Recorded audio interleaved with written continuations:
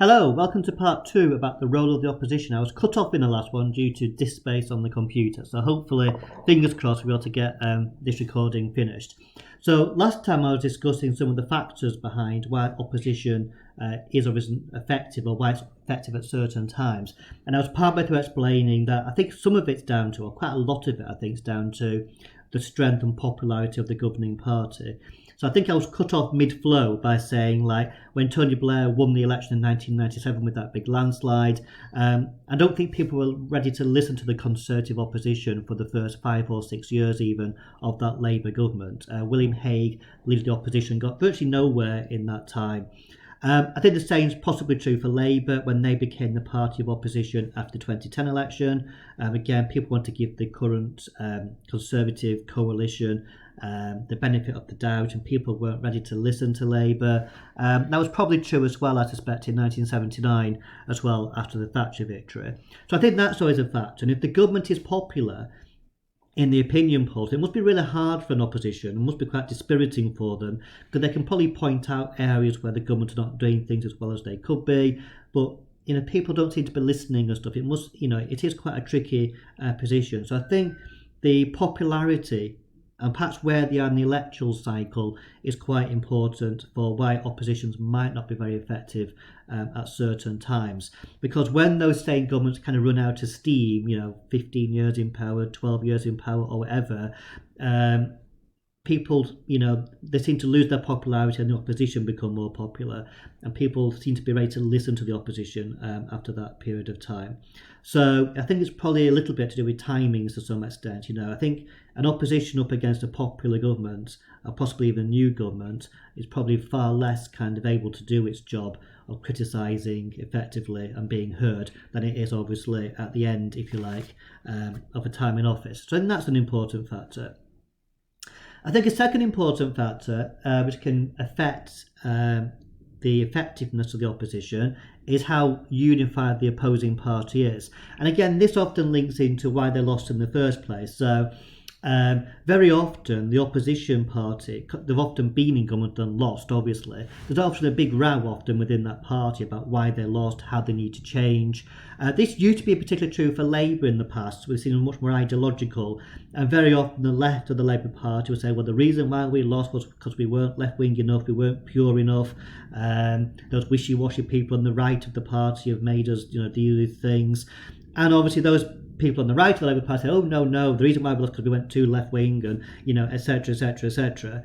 And this used to be always true for Labour. They always used to get criticised for this, and also used to fall out. So between 1979 and the mid-1980s, they had a big bust-up, for example. You could argue not so in 2010 under Ed Miliband, although you might argue that was delayed until 2015 when Jeremy Corbyn became the leader. It may have been because they only just lost in 2010, so there may have been that chance of let's just keep things together.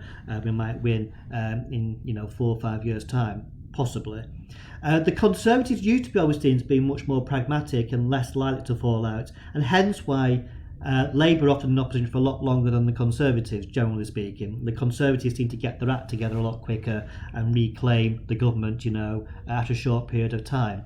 I think that probably changed in the late 1990s over Europe. They fell out in government over Europe, a major factor as to why John Major lost in that election. And that civil war within the Conservative Party carried on in opposition, with William Hague being elected as their leader, and then after the election defeat, Ian Duncan Smith, and then Michael Howard, all Eurosceptic kind of people. And there was a big, and then he took David Cameron to say, let's stop banging on about Europe, and they began to talk about other things, and people then began to listen more to them. So I suspect another factor as to why certain periods are often not very effective for the opposition is probably because they divided themselves about why they lost the election, etc., etc. Especially they lost by quite a lot. I think a third factor behind all this is the perceived popularity not only of the governing party but also the opposition. And does the opposition look like a government in waiting?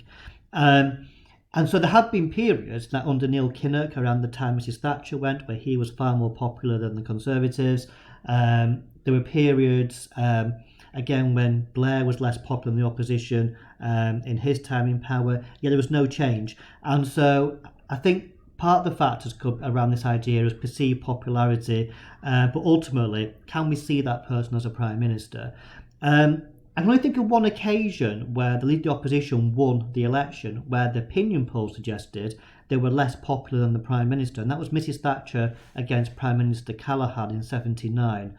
In other situations, the opposition leader has always been much more popular than the Prime Minister, and his party have appeared more popular and more competent than the governing party.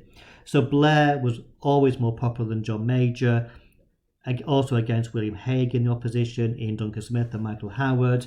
Cameron, often more popular than David Miliband and more popular than Gordon Brown towards the end, and more popular than Corbyn as well, arguably.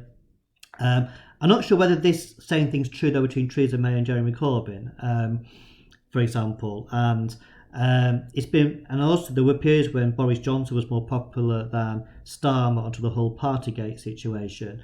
But I think popularity does play a role into this. But I think for an opposition leader, they've not just got to be more popular, they've also got to have a party which looks united, have a policy agenda which kind of enthuses people.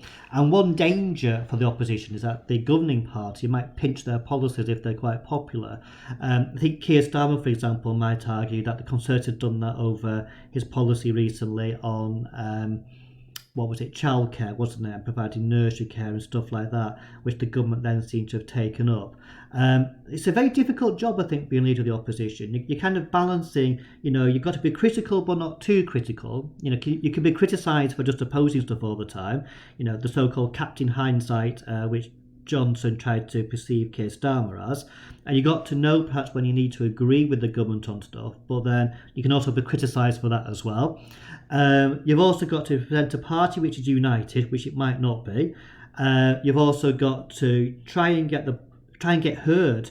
Very often opposition parties find it much harder to get heard than the governing party. The government tend to make the political weather, arguably. And one thing you can argue around opposition is, are they just often beneficiaries of short-term issues? Has Keir Starmer's popularity of late, is it down to long-term systemic problems with the Conservative government, or is it more down to Partygate and Liz Truss and the economy, etc., etc.? So it's a very difficult job, and they often get criticised from all sides, about what they should be doing differently. You always get people in the party saying, "Oh, if only this opposition leader did this, it'd be far more popular with that group of people." It's a very difficult job being leader of the opposition. So just beware. It is on the exam spec. You might be asked about the opposition. The view the opposition is never effective or always effective or something like that. There have been periods when it has been effective, and I would argue it's often linked into the government's competence and how long they've been in power.